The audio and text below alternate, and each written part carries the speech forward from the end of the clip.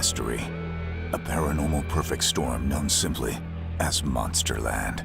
The Monsterland Podcast is recorded live in an undisclosed location somewhere in the heart of high strangeness, just outside of Monsterland, Massachusetts. And now, here are your hosts. Paranormal author, researcher, and speaker, Ronnie LeBlanc. And the host of The Curse of Oak Island, drilling down on history, Maddie Blake. Hello, my little monsters. For the final time in season 1. Can you believe it's gone by this fast? Like, holy crap. I can't. It's been quite a journey. Ronnie, when we started this, I guess in a sense, we didn't know what it was. Right. In a one way. And it's kind of evolved. And I think tonight's guest is a perfect chapter ender, because it's only the ending of a chapter. It's just the end of season 1. Right. I have to go up north and visit some friends. I could be just going to visit. You don't know that. You don't know why. You don't know why I'm leaving for a few Niagara months. Falls? We will take this up again in the fall. But I think the message from this guest, Nancy Redstar, and if you're a fan of Ancient Aliens on the History Channel, you've seen Nancy Redstar. Yeah. She's Native American. She wrote a book called Star Ancestors, in which she interviewed for a long time different elders from different Native American tribes and their histories of contact with what we call aliens, and she tells us what they call them in the interview. But I think her message is perfect for an ending to season 1, don't you? Absolutely. Yeah. It kind of brings it all kind of full circle and kind of gone back in time a little bit here too, which is pretty wild. Yeah, because we started with, we started right out of the gate with a huge name, Nick Redfern, and we kept the big names coming. And we finished with Nancy Redstar, Red and Red. How funny is that? Whoa, you're blowing my mind, man. So yeah, I'm in a mood tonight. I'm in like a mellow, not melancholy, but a reflective mood. And my go-to is usually kind of broad and comedic and out there and energetic. But I guess it was led by Nancy. She really gave us some food for thought about this whole thing. And kind of a new way to think about it for me. She uses a phrase in this interview, which you'll hear, which floored me. Yeah. I thought actually she was yelling at me at first because I was asking about a connection to Native Americans from people who maybe not are Native Americans. And she uses a phrase that you'll hear that kind of, my heart dropped. I was like, does she mean I'm being disrespectful? Does she mean I'm walking, by asking that question, am I walking on graves? Right. But that's not at all what she meant. And it's a message to all of us. And I think we'd all be smart to heed it. Yeah. Pretty powerful. It was. Great get by you and your connection to her. And I think you're clearly Native American. I just haven't been identified. I'm going to DNA swab you right now. That's creepy. Thank you. Ian, I'm going to DNA swab Ronnie. Wouldn't be the first time. Help me. All right, so I want to get to Nancy as quick as I can. But first of all, I want to thank all of you for all your support. Yeah. It's only been one short season so far, but you've all reached out and you're following us. We see you on iTunes following us, and more people are joining us and sharing the episodes. Yeah, man, it's fantastic. It's so fun, and we're only going to get bigger and better. Right. We're just getting started. Yeah, season 2 is coming this fall. It is summer of 2018 as we record this one, if you're listening back in the future, which is weird, too. Right. People could be listening to us like 10 years from now. Like, I found this podcast, mate, called Monsterland. I don't know why I made him British. Isn't it going to look different, too? Aren't we going to be in the new studio by that time? Oh, I heard rumors about a new studio, Ian. Is that Media true? Boss. We're moving on up to a deluxe studio in the sky. Why don't we open a case file before we get to the interview real quick and just update us on a Monsterland case file. This Monsterland case file is brought to you by the fine folks at Squatchachusetts who power this podcast. If you've had an experience or want to connect with those who've had, or you want to go on a Bigfoot search, contact Team Squatchachusetts. They're on Facebook. Find them, search them. You'll never be the same. I just made that tagline up. That was It's not awesome. their tagline, but That was we awesome. love them and they love us. Also, we got to thank the fine folks at Media Boss, Ian, Aaron, the whole team. Phenomenal. It is where we sit, and we couldn't thank them enough. Yeah. And also, of course, Pod 617, the Boston Podcast Network, who put this thing up. God knows why. Now, Ronnie. Yes. We have been, and when we, again, I started this whole thing by saying when we started this podcast, but when we started it, our aim was to take something that's happened in Monsterland, i.e. from your book, a case file that you've already researched, right. Talk about it, and then talk about it in terms of something that might be going on somewhere else in the world that ties to that. Right. Por ejemplo, you would have a case of a Bigfoot sighting where someone saw a reddish Bigfoot in Monsterland. We would then find a case in Oregon where someone sees a reddish Bigfoot. Exactly. Just an example. Yeah. I don't think you and I even thought of the fact, right? I mean, maybe in our deepest subconscious we hoped. Right. But we didn't even entertain the fact that a Monsterland case file would break while we were doing the podcast. Yeah, literally materialize as we're doing this. So I say NSFW, but fuck the past old case files. We've got one going on right now. It's unreal where this has turned. Okay, so let's back up a little bit. If you're just joining us, you can go back episode, I think 2 before this. Ronnie broke the case of we made up a name, Tom, someone that you know, who lives just miles from here, just right outside of Monsterland Forest. Right. And he has been plagued by sightings of drones. We talked about this last week. You updated the case. And now you've told me pre-show there's another update to the Tom Monsterland case file. I'm still blown away by this because he sent me a text about this just happened a few days ago.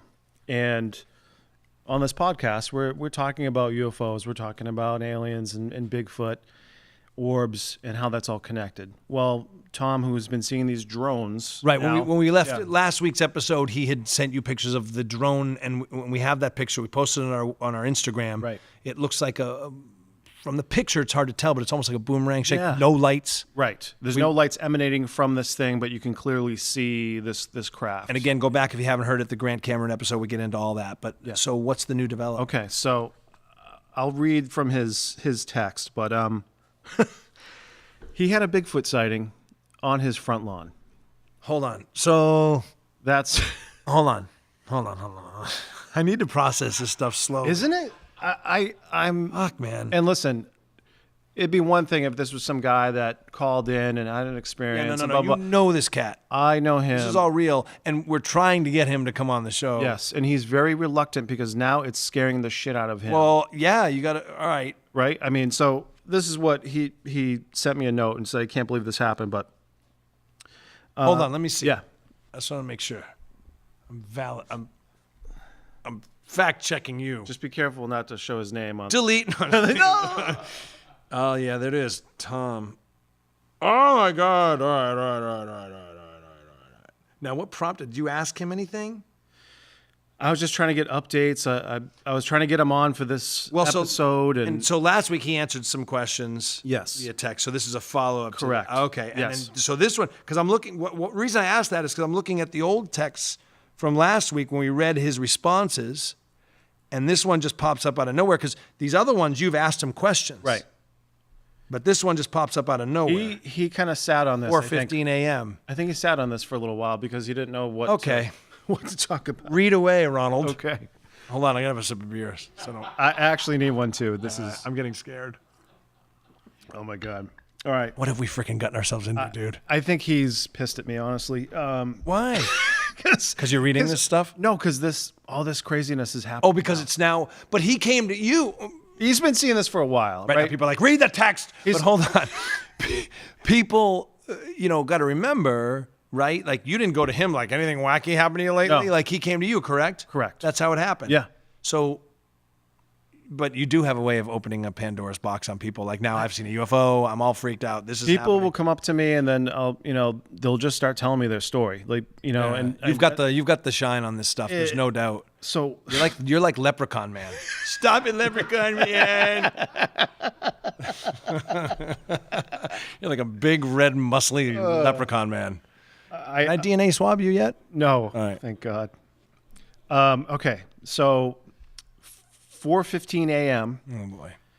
He couldn't sleep. He ends up going out to set up the sprinkler on his front lawn. So when he got to the sprinkler, he noticed down the road from where he was standing. Read it as he wrote it. Okay. Can you? Is he Yeah. okay with that? Is he okay with that? Yeah. Okay. I woke up early and went out to move the sprinkler on my front lawn. When I got to the sprinkler, I noticed down the road from where I was standing, probably about 40 yards away, something dark colored, upright animal with a hunched back, moving very quickly out from behind the telephone pole onto the road and jumping the stone wall leading into more woods. I heard a couple bounding steps and then nothing, just complete silence. At this point, my hair was standing up on the back of my neck and down my arms, and I was scared like a little kid. So this is very similar to when people have in these encounters. Sounds like yours. They just sense that there's something, they're being watched. Or Dead something silence, is off. Yes. fear. Yes. And he'll talk about this. He says, I put the sprinkler down. I ran to my house thinking it could possibly be a bear, but the shape of the back of the neck sort of looked like a chimpanzee monkey. But larger than a chimpanzee. The morning light was dim, and the animal that I saw was black and moved across the road in a flash. And this is what a lot of people talk about. In a matter of a couple steps, they clear a road where like a normal human being wouldn't be able to pull that off. Bears don't do that. No. Bears run, they gallop, right? I mean, they don't instantaneously, they don't clear a street that I know of. No, and jump a freaking stone wall here. The bounding on the pavement, or the pounding on the pavement, didn't sound like a hoofed animal like a deer. I have seen what deer look like at this time of morning plenty of times. Deer have a horizontal look as you see them at a distance. This animal was definitely vertical shape, and it was definitely looking at me from behind the pole and then made a run for it. So he sensed he was kind of being watched and looked at the pole and noticed this thing is looking at him, and then it took off. This is where it gets crazy. So, this is where it gets crazy? This is where it gets crazy. The next sentence?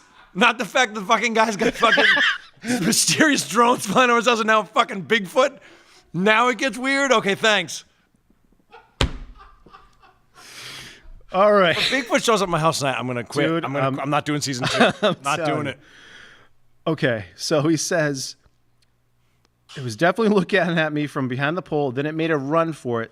The hunched back was throwing my mind off until I saw a picture that Monsterland posted on Instagram of a Sasquatch. We did. The image in the picture is identical. Oh, no! The image in the picture is identical to the shape I saw run across the road.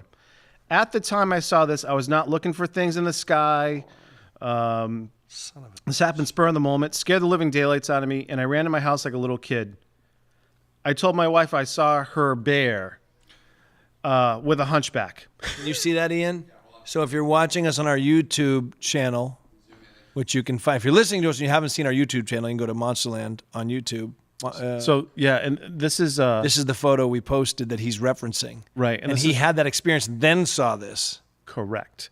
And I posted this picture. Why did you post this, you I don't know. a-hole? I don't know.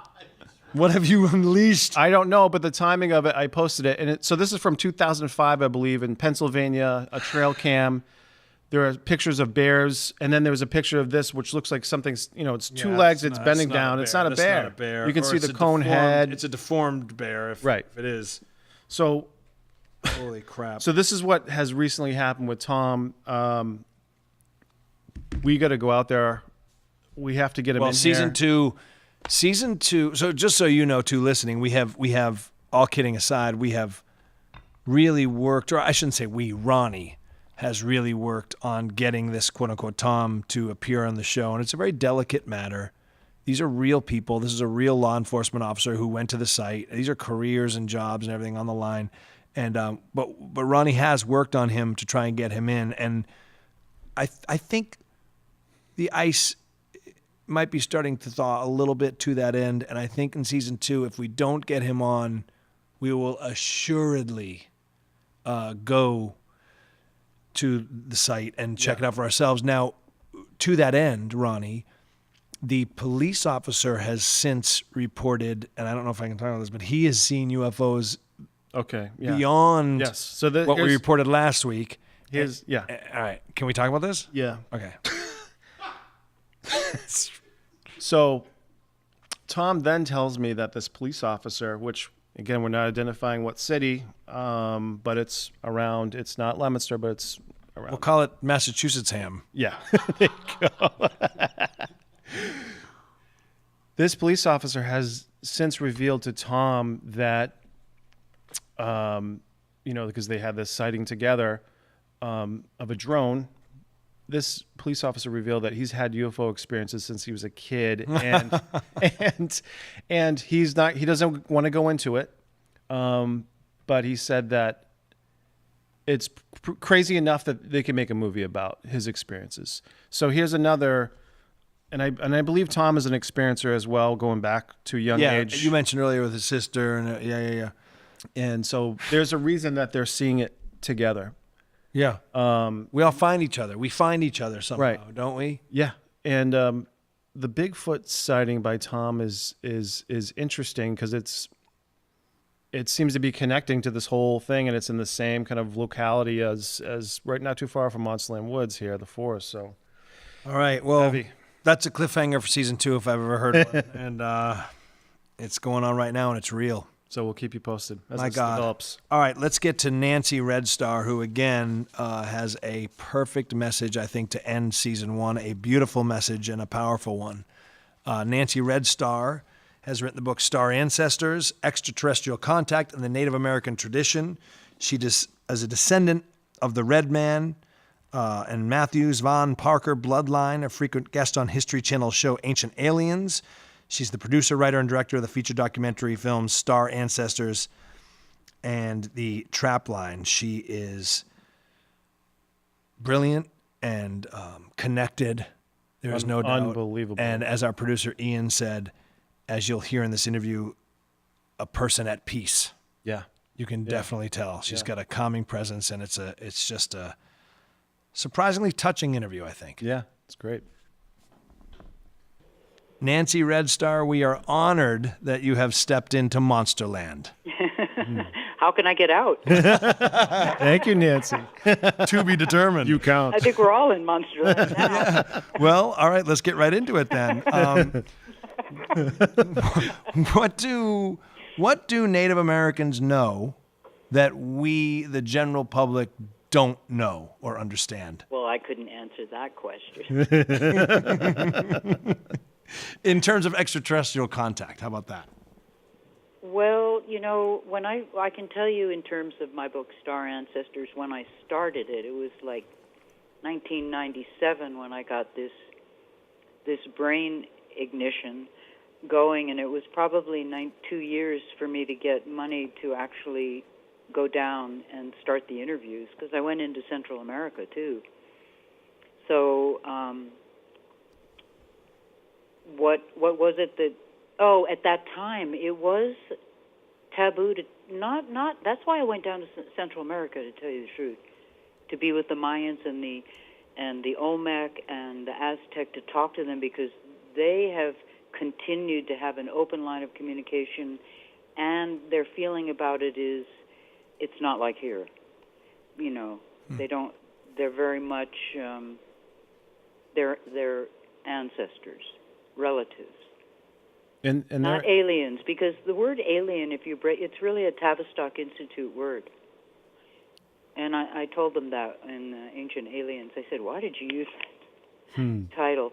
It's a lean, A-lean, L-I-E-N. The real meaning of that word alien is a lean on your mind, because it's like they say, nobody really knows what or who they are. So we could tell you they're anything.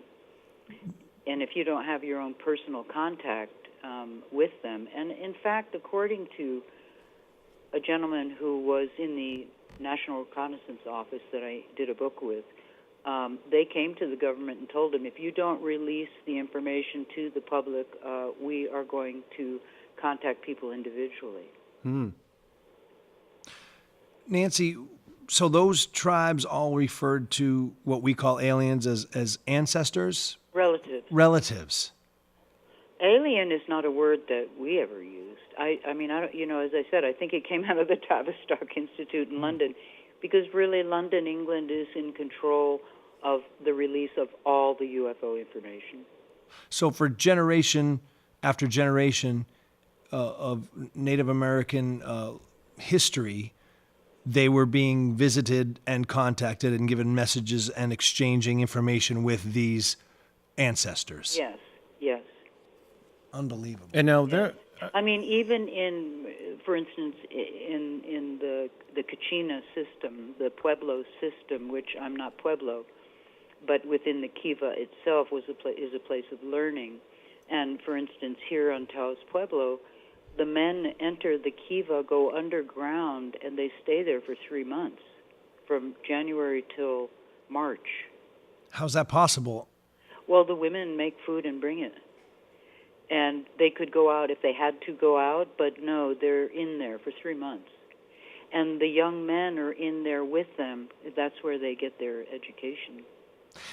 Cultural, spiritual, historical, and... Like a mystery school. Secretive information, yeah. And that's where they do that. Now, when we first started this conversation off air, just saying hi, I was telling you that I work with Prometheus, who does Ancient Aliens, which show you've worked on, and I work vis-a-vis Curse of Oak Island. And I was telling you a little bit about Oak Island, and you said to me what? I said, well, the icon for star ancestors is a Micmac petroglyph from Nova Scotia. And there are underground, because I've gone and hunted some of these down. There are underground crystal caves. There are sundials in Maine. I mean, there are so many mounds, even up in Woodstock, New York. I used to go back up in there and discovered rock dwellings. I mean, New England itself is a bedrock of mystery. And I got to tell you, Nancy, Nova Scotia, it's amazing, and I didn't know that when we went into this interview. I didn't know that your book had any sort of symbology or anything to do with Nova Scotia or anything like that. But Nova Scotia does keep coming up in terms of, certainly on Oak Island, this underground, chambered vault system, or at least that's what people are calling it because they don't know what else to think about it. And also in terms of Native American history and their dealings with this type of thing in that area, and a lot of high strangeness around that area, including ufology. Oh, for sure. Well, I don't know if you've ever seen the book America BC. I'm not familiar with that. Well, the Micmac language up there in Nova Scotia is identical to Egyptian hieroglyphics. Yeah. Wow. So if you look at America BC, yes, all these people were going back and forth. That's why they discovered all the Egyptian artifacts in the Grand Canyon. And then you have Roswell, the craft allegedly had Egyptian hieroglyphics. Betty Andreessen, who we've talked about on this podcast, starts writing, after her abduction, starts writing Egyptian hieroglyphics, and that goes on and on and on, the connections. Yeah, I talked to 2 veterans from Santo Domingo, Pueblo, who were in Vietnam, veterans, and they were part of a dance group that came up here to Taos. And I just happened to ask them, I said, did you ever see any UFOs in Vietnam? And because there's been alleged to have been some sightings there. And they said no, but after when Roswell happened, we went down there ourselves, a group of these Santo Domingo elders, and they came upon a being, they told me. Wow. They came upon a being, and he spoke Tiwa, which is interesting because those tapes I have of the Bigfoot talking, they also speak Tiwa and Arapaho and Cherokee, the Bigfoots. They speak the indigenous language to this land, which would make sense. Yeah. And, we talked briefly yesterday, and you mentioned to me about your brief Bigfoot sighting, which was remarkable to hear from you. Can you tell us about that? Well, I was talking. I was actually talking to a Yeska spiritual leader at Rosebud, South Dakota, and I was working on a project with him, and at the same time I was trying to develop, the film. And I was talking to him about a thunderbird. Actually, I think it was because I was going on Ancient Aliens. Yeah. I was talking to him about the thunderbird, and he was telling me some things about it. About they saw a thunderbird. A group of the people up on Rosebud saw one. And so we were talking about Bigfoot. I asked him, "Did you ever see a Bigfoot?" And he was telling me something about his experience, and I looked out the window. I was in the kitchen. I looked right out the window to the end of my field because I have a fruit farm. And way at the end of it, near one of the apple trees, I saw a Bigfoot, and I just saw him, and then then it was gone. It wasn't that he left. It just... went invisible. It went invisible. My God. What would the elders, and I know you can't generalize, but in your experience in all these interviews you did for your book, what do the elders make of the connection or possible connection between Bigfoots and UFOs and who we call aliens? And what do you think they would tell you about that experience you had with Bigfoot? I never had anyone tell me anything related to those three things at the same time. However, the Bigfoot is a relative. Ah, a relative of those ancestors. A relative of ours. Of ours? Yes. And what's really interesting is, remember I told you I have these tapes? Yeah. Right, the vocalizations. Talk about that. I wasn't aware of that, Nancy. What tapes? I have these tapes. I got contacted because of the book by some people down in Tennessee, I think it was.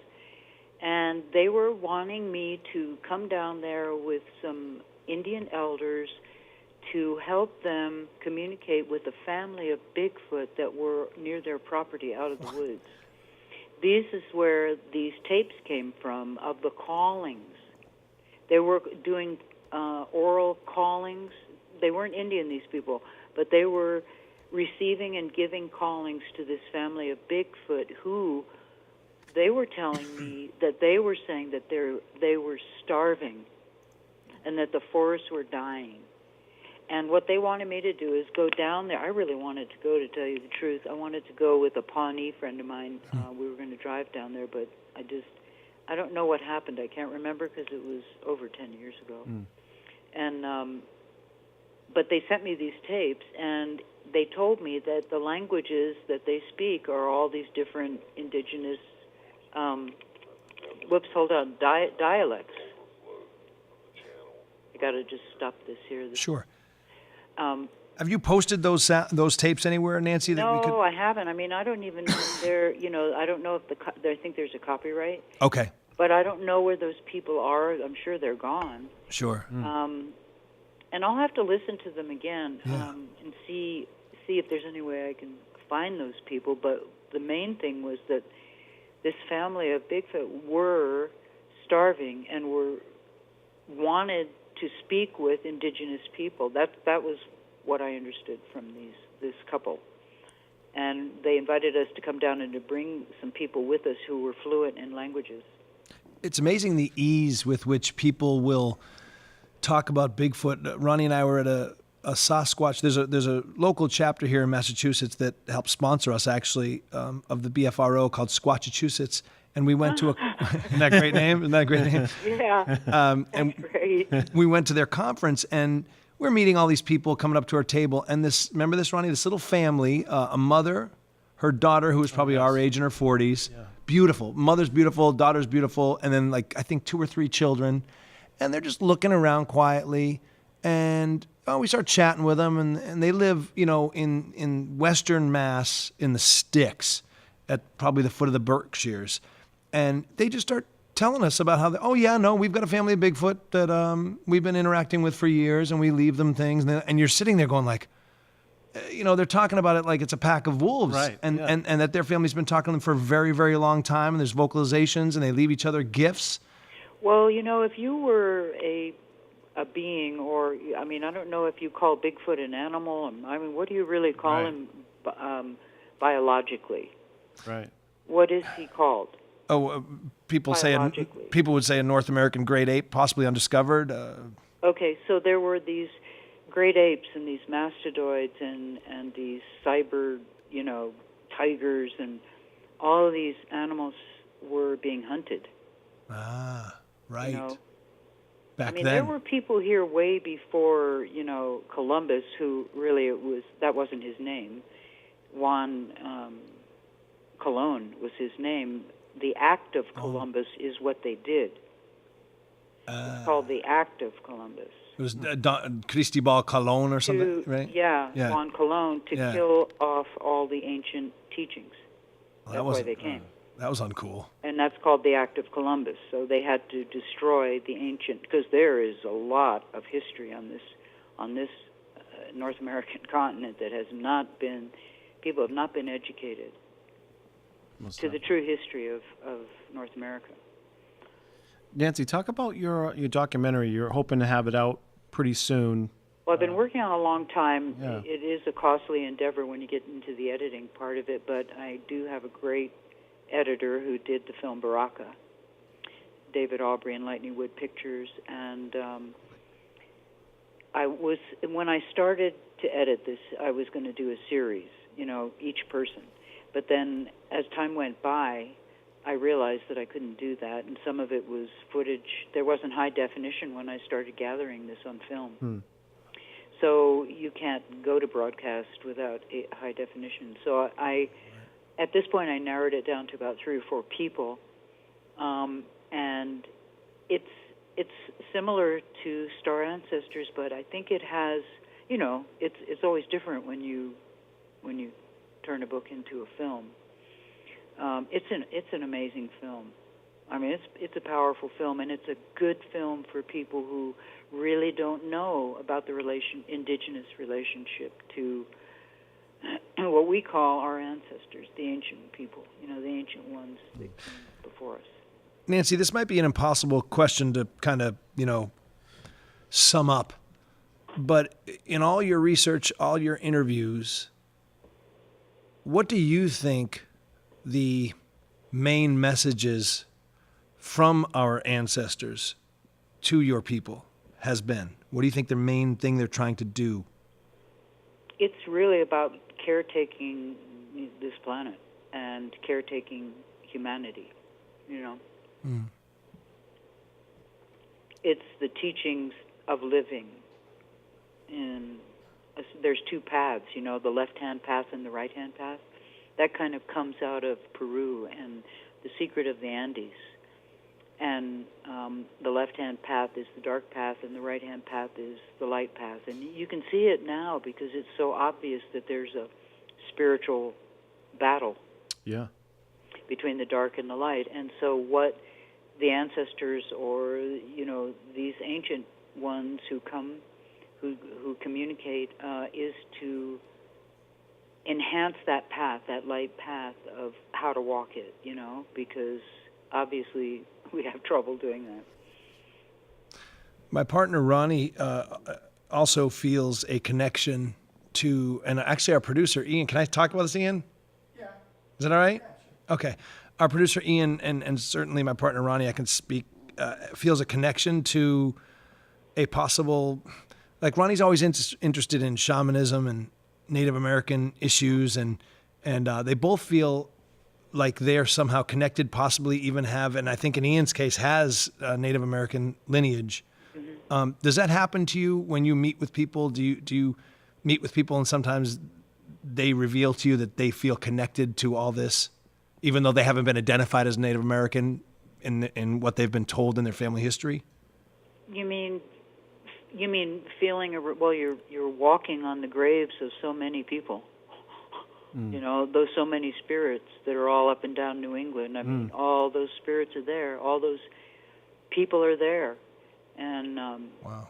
So you're walking on their graves, and it's going to affect you in how you resonate with the knowledge of that, the historical knowledge of that area.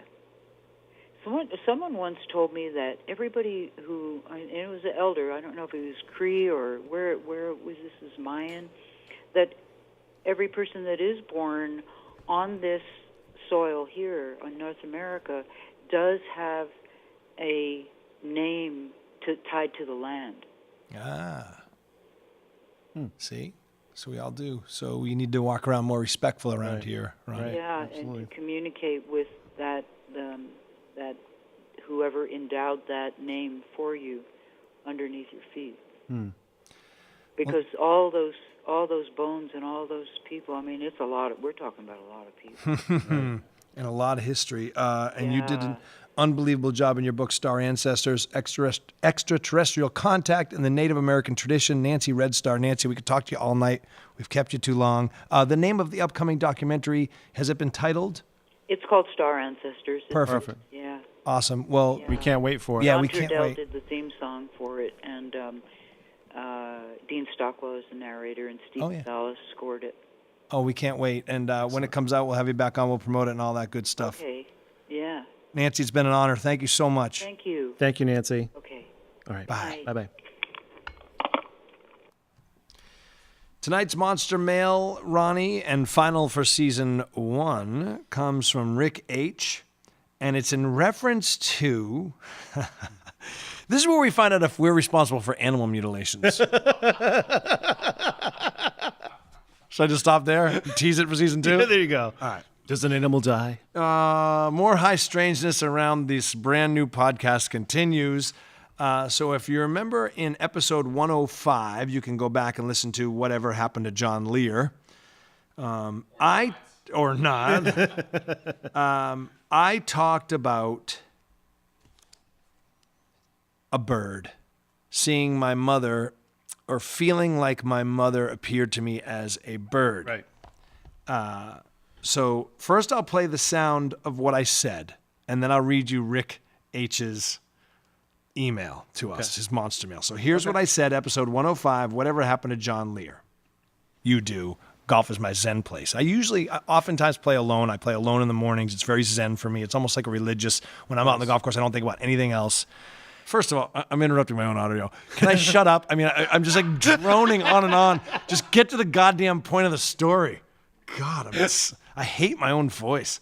Okay, first of all, I love to golf. And some people paint, some people like sculptures. I like to golf. Oh, God. All right, here I go. This is me again, episode 105 here. And my mother, my late mother, who I've mentioned on this podcast before, who died 2 years ago, pancreatic cancer. There's an upper. Thanks, Maddie. God, I'm awful. Ian, why do you allow this? I'm not really allowing it. All right. Here, I continue.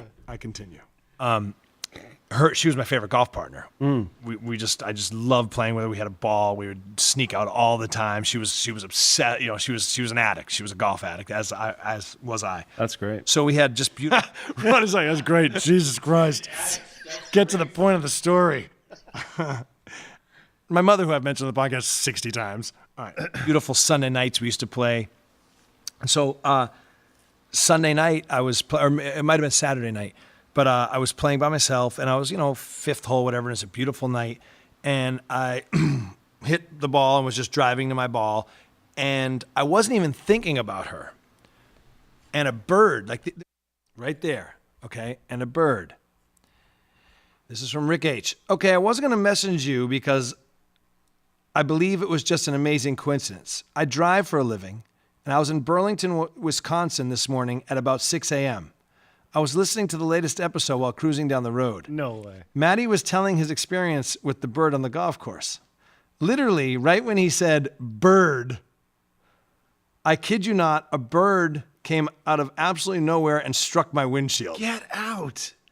What the? So again, here's me killing a bird. There's little birds all over the course by saying bird. He says, I've never hit a bird in my life. And then it decided to happen at that moment. Thought maybe you guys would find that interesting. And he actually sent a picture of his windshield. Oh, I thought you meant the dead bird. I'm like, no, he didn't send the dead bird, but he took a picture of the windshield strike. The synchronicity on that you said bird, Yeah. and the impact. Mm-hmm. What the fuck? Well, it makes me think of this. Here's what I thought of. Sometimes, Rick, when they say, I'm not sure I believe in coincidences, I guess is the way to say it. No. And sometimes people say things like, I've heard this kind of trite expression, when you stub your toe or you get in an accident or something, it's God telling you to slow down. And I make that as a metaphor that maybe someone, Rick, wants you to pay attention to something. Yeah. And maybe it's positive.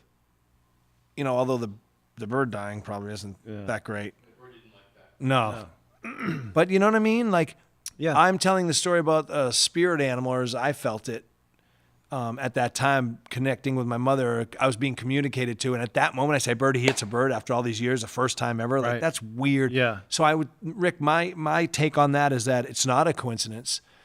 That and I don't want to say it's a harbinger of bad things to come or anything like that. It could be something about just even him focusing, being more mindful of his mother, or Maybe that. maybe if she's or around. maybe he was about to fall asleep. Yeah. You know what I mean? Like, who knows? But I feel like it's someone telling you to pay attention to something. So maybe open your mind to that. Because these type of coincidences keep happening to Ronnie and I and all around us constantly. There are no such thing as coincidences. So thank you, Rick, and thank you all of y'all who sent us messages. Please keep them coming.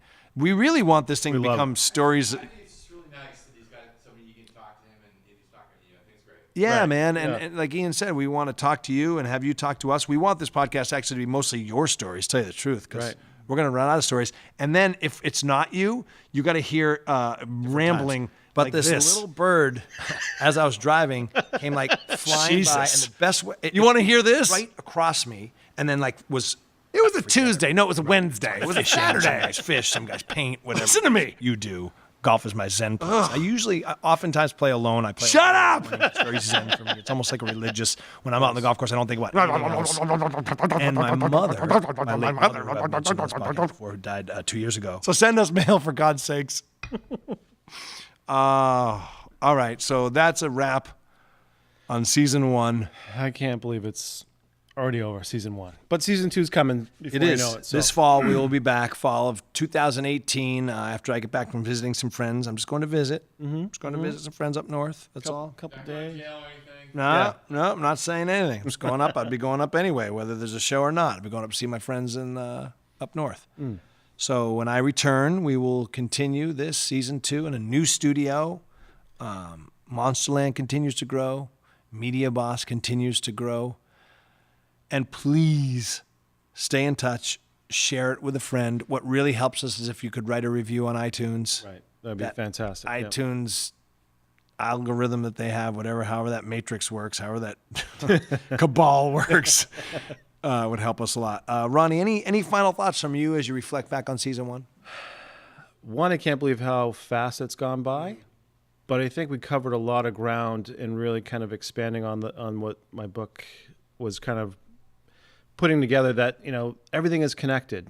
And we're learning a lot more. I think it's amazing that the podcast launched and also the disclosure, kind of the latest movement and everything is kind of going at the same time. So I feel like the timing, we're here for a reason, we're here for a purpose, and we're going to see it through. So excited. And my final thought, I'd like to echo what Nancy Redstar said, is that certainly if you're in North America, you're walking on the past and spirits of all those people who are here before us. Yeah. But if you're in Europe, you are too, certainly. Yeah. A little history in Europe. I'm not sure if you're aware of that. So maybe we all need to just keep in mind to walk around a little more respectfully and a little more open. Be more mindful. More mindful, especially these days. Yeah. So that's what I'm left with after everything. And that's what a great way to end after everyone we've talked to this season 1. Like, to have that be the final thought is really perfect. Again, almost like we designed it, but we didn't. Yeah. But what a beautiful way to end this. Yeah, really. She was great. And we'll see what season 2 brings. Thank you all. Thank you to our monsters, our fans, the monsters. And thank you to Media Boss, to Pod 617, to Squatchachusetts, and to Michael Devon from Whitesnake, who does our theme music. And we will see you season 2. Until then, remember, Monsterland is not just a place. It's in your mind and in your heart. It's not just a place, it's a space. See you season 2. Thanks, Ronnie. Thanks, man.